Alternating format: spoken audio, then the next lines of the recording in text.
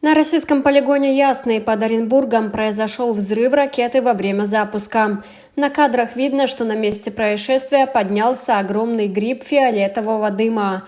Местные жители сообщают, что перед этим было слышно взрыв, а сама ракета взорвалась прямо в воздухе. Как пишут российские СМИ, в единой дежурно-диспетчерской службе утверждают, мол, эвакуация не требуется и угрозы населению нет. При этом, исходя из сообщений в местных телеграм-каналах, сами россияне в это не верят. Зачем тогда в школьных группах учителя пишут, чтобы мы проконтролировали детей, чтобы они не выходили на улицу, и по улице ездит машина МЧС и говорит «закройте окна и не выходите из дома».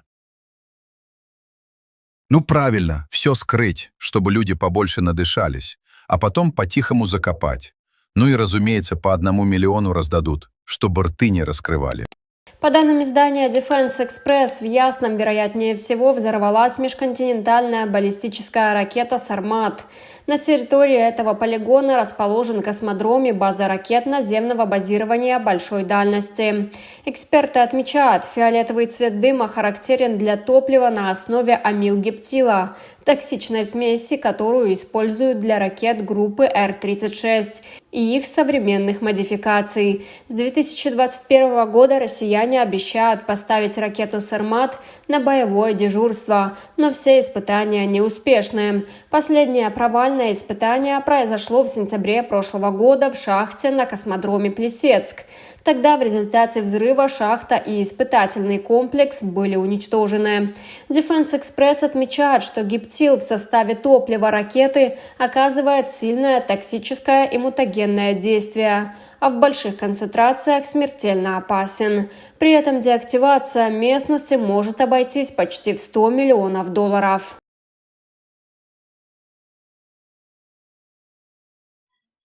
Hey friends, greetings, Taras Berazovts here. As usual, Friday's big news drops before the weekend. And today, there's a lot. All interesting and key. But, clearly, the biggest news, at least in Ukraine, is the resignation of President Zelensky's longtime ally, until recently, head of the presidential office, Andriy Yermak, a man who, among other things, was Zelensky's key negotiator on all global stages. And he was due to head to the United States this weekend, to Miami, Florida, to hold another round of talks with Steve Witkoff. That won't happen now. The Ukrainian delegation will go with a different team. This news, of course, overshadowed everything else today, but we'll start with other key events that began this afternoon.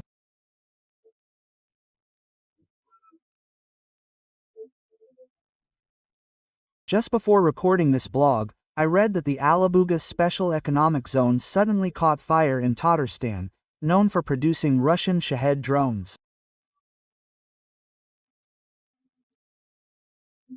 A battery storage warehouse is burning on an area of over 1,000 square meters. Local media reports this. Over 300 people have already been evacuated. The fire area later increased to 5,000 square meters. No injuries or deaths so far. And closer to the evening, 2 Russian oil tankers caught fire at once.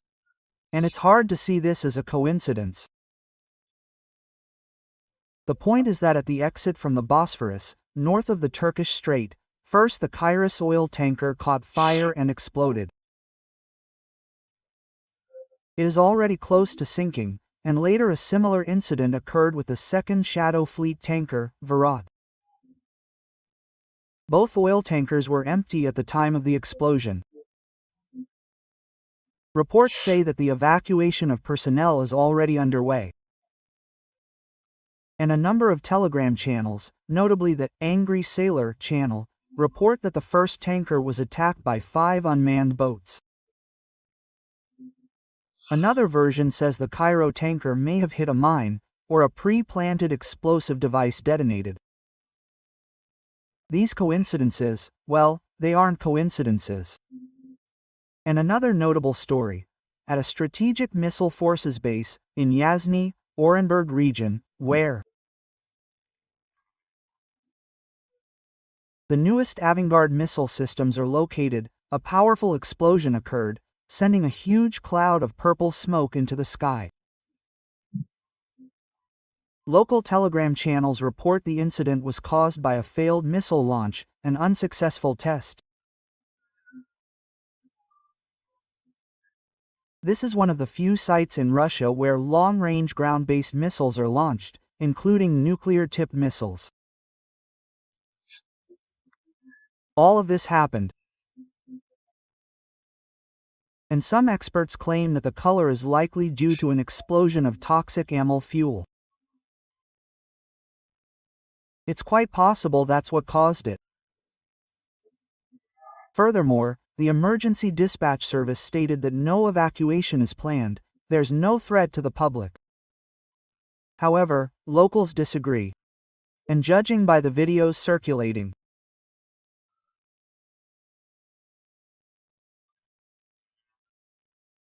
panic is spreading quickly, like ripples from a stone dropped in water. And all this, along with, again, 2 explosions on Shadow Fleet tankers.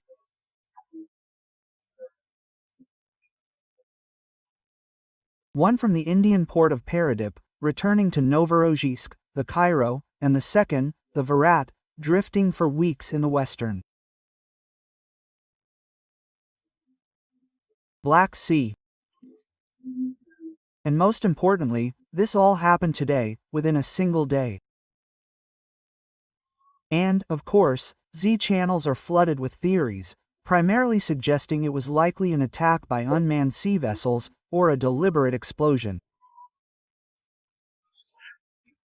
Again, any ship returning to port needs refueling, including diesel and fresh water, and it's quite possible that when entering a port, if an explosive device was indeed planted, that's where it could have happened. But most importantly, the explosions occurred within a 2-hour interval. The fate of the first ship, Kairos, I repeat, hangs by a thread. It could sink at any moment. Now, let's return to the news I started today's review with: the resignation of the head of the president's office, Andriy Yermak. The morning began with sensational news. Ukrainian media reported that NABU and SAP, the 2 anti-corruption bodies, the National Anti-Corruption Bureau and the Anti-Corruption Prosecutor's Office, conducted searches at the head of the president's office, Andriy Yermak's office in the government quarter. Corresponding photos of investigators entering the government quarter were also published, and later, a series of photos appeared showing the search in progress. According to Financial Times journalist Chris Miller, the searches at the head of the office were part of Operation Midas. This is a large-scale anti-corruption investigation that previously ended with the so-called Minditch Gate, the consequences of which we continue to see to this day. A number of suspects, including Mindik and Zuckerman, have fled Ukraine. International warrants have been issued. Suspicion has also been announced for former Deputy Prime Minister for National Unity Oleksiy Chernyshov, Minister of Justice Herman Halushenko, and Minister of Energy Svetlana Grinchik, who were dismissed from their positions. And today, the European Union stated that if Ukraine intends to move towards the European Union, it must achieve real court verdicts in corruption cases. This was stated by EU Commissioner for Justice, Michael McGrath, commenting on corruption scandals within the Ukrainian government and amid accusations against President Zelensky's close allies. In an interview, McGrath stated that EU countries won't support Ukraine's EU accession unless Ukraine proves it has a reliable system to combat high-level corruption. A key element to proving this readiness is judicial reform and effective anti-corruption bodies. We're seeing more and more such statements, which European politicians previously held back, now being voiced in some form. Another statement to add to that. We recall the long saga of potentially seizing Russian assets in the Euroclear depository in Belgium. Belgian Prime Minister Alexander De Croo stated that the EU's plan to confiscate frozen Russian state assets could jeopardize a peace agreement. This is according to the Financial Times. Hasty adoption of the proposed reparations loan scheme could, as a side effect, mean the EU effectively prevents a possible peace deal, De Croo wrote in a letter to European Commission President Ursula von der Leyen. This news emerged later in the evening. Meanwhile, according to Peskov, Utkov is expected to meet with dictator Putin early next week. The location and date are unknown. Utkov isn't going empty-handed. Several Western outlets, including Britain's The Telegraph, citing sources, claim Utkov is bringing a proposal to Russia to recognize the captured Ukrainian territories as Russian. This plan to recognize the illegally seized territories continues to advance, despite objections from Kyiv and Brussels, according to The Telegraph. Quote, "It's becoming clear Americans just don't care what Europeans think. They say Europeans can do whatever they want," a source told The Telegraph. Putin previously stated Ukrainian troops must leave the territories they hold, including parts of Donetsk they failed to capture in almost 4 years since Russia's invasion. And if they don't, Putin said, we'll still achieve our goals by force. The US position contradicts not only Ukraine and its European allies, but also the consistent position of the American administration. Specifically, the so-called Pompeo Declaration, by the Secretary of State during Trump's first term, the so-called Crimean Declaration, stating the United States will never recognize occupied Crimea as Russian.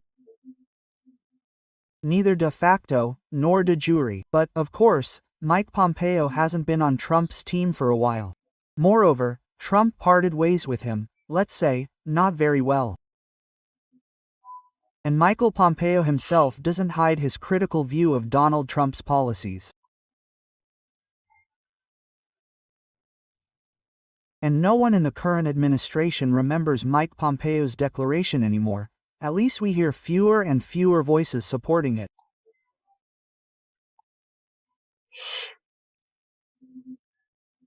Meanwhile, Steve Witkoff will represent the United States at the talks in Russia, and U.S. Army Secretary Dan Driscoll is coming to Ukraine again.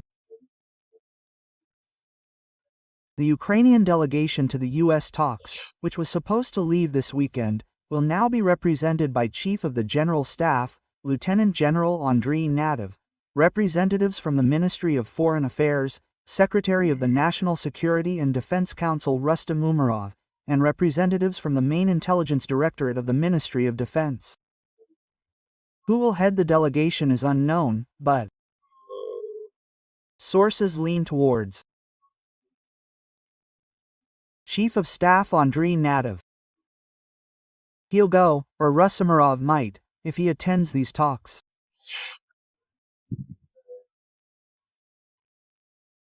No firm confirmation yet. And another news item. Viktor Orban, PM of the EU's poorest, most corrupt nation, flew to Moscow to meet dictator Putin, groveling before him, literally on his Kremlin rug. Orban and Putin held talks. Why is it interesting? Orban went without EU mandate or approval. That's how it works there. There's a common foreign policy. Such trips should be cleared. Orban wouldn't get approval, so he didn't clear it. Before talks, Orban repeated Hungary's readiness to host Putin-Trump talks. And if our talks lead to using Budapest as a venue, I'd be very happy about that too, dictator Putin stated. Interestingly, the meeting, which also included Hungarian Foreign Minister Peter Szijjártó, lasted over 4 hours. No statements were made afterward. And today, Sergei Lavrov's disgrace continued. He's still absent. He continues to be absent from all important, significant events, thus confirming rumors that Putin has decided to ultimately get rid of him. Well, a replacement, as they say, will be found.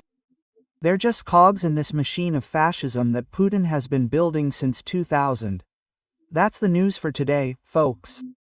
We'll continue to monitor developments. Very important events, I repeat, took place yesterday. And the main question, who will replace Andriy Yermak as head of the president's office? Obviously, by the time you watch this blog in the morning, on Saturday, perhaps the name of his successor will be known. And Yulia Severydenko, the current deputy prime minister, is being named as a possible replacement. Denis Shmyhal, his name was mentioned. Well, these are all unlikely options, but more realistic options are Pavlo Polisa, a colonel, deputy head of the president's office, codename Hunter, who was the commander of the 93rd Separate Mechanized Brigade. This particular candidate surfaced later in the evening, citing its sources. The Ukrinform agency released this information, citing sources in the president's office. Friends, we'll find out and see, perhaps, the continuation of this story on Saturday. Subscribe to the channel, take care. Glory to Ukraine, glory to the armed forces, glory to the Ukrainian Special Forces, glory to the Ukrainian Territorial Defense Forces. As always, with you as Lieutenant Colonel of the Ukrainian Army Taras Berezovets. Until next time, friends, bye-bye, yeah.